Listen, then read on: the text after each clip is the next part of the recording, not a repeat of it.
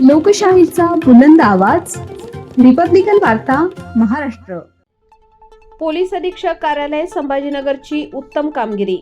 रात्री स्कूटीवरून जाणाऱ्या दाम्पत्याला चाकूचा धाक दाखवून लुटणारे आरोपी जेरबंद. दिनांक 13 फेब्रुवारी रोजी रात्रीच्या वेळी स्कूटीवरून प्रवास करणाऱ्या दाम्पत्याला चाकूचा धाक दाखवून लुटणाऱ्या सवयीच्या आरोपींना स्थानिक गुन्हे शाखेच्या पथकाने अटक केली आहे. या कारवाईमुळे परिसरात समाधान व्यक्त होत असून पोलिसांच्या कामगिरीचे कौतुक केले जात आहे. या गुन्ह्याबाबत पोलीस निरीक्षक विजयसिंह राजपूत यांनी सहाय्यक पोलीस निरीक्षक पवन इंगळे, पोलीस कर्मचारी विष्णू गायकवाड, शिवानंद बंगे, अशोक वाघ, अनिल काळे यांचा समावेश असलेले विशेष पथक तयार केले.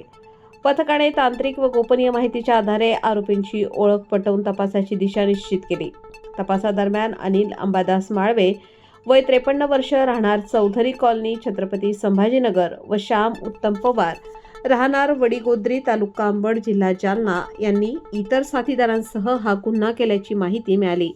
त्यानुसार 12 फेब्रुवारी 2026 रोजी छत्रपती संभाजीनगर येथे संशयितांचा शोध घेऊन त्यांना ताब्यात घेण्यात आले. चौकशी दरम्यान आरोपींनी 24 जानेवारीच्या रात्री रोहिलागड फाटा ते निहाल सिंग वाडी रोड दरम्यान स्कूटीवरून जाणाऱ्या वृद्ध दाम्पत्याला धमकावून जबरदस्तीने सोने हिसकावल्याची कबुली दिली. त्यानंतर त्यांना पुढील तपासासाठी पाचोड पोलीस ठाण्यात हजर करण्यात आले असून गुन्हा क्रमांक 29/2026 कलम 309 4 3 5 भारतीय न्याय संहिता अंतर्गत गुन्हा दाखल करण्यात आला आहे. अटक करण्यात आलेला आरोपी श्याम उत्तम पवार हा बीड जिल्ह्यातील मकोका प्रकरणात शिक्षा भोगून नुकताच तुरुंगातून सुटलेला आहे.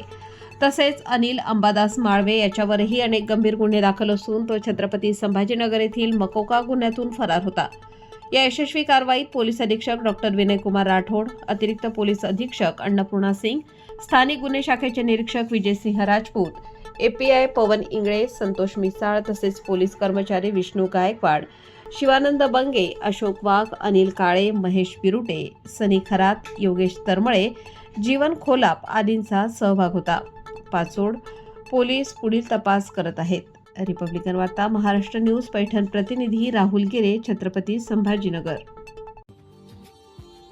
Subscribe now and press the bell icon. Never miss an update.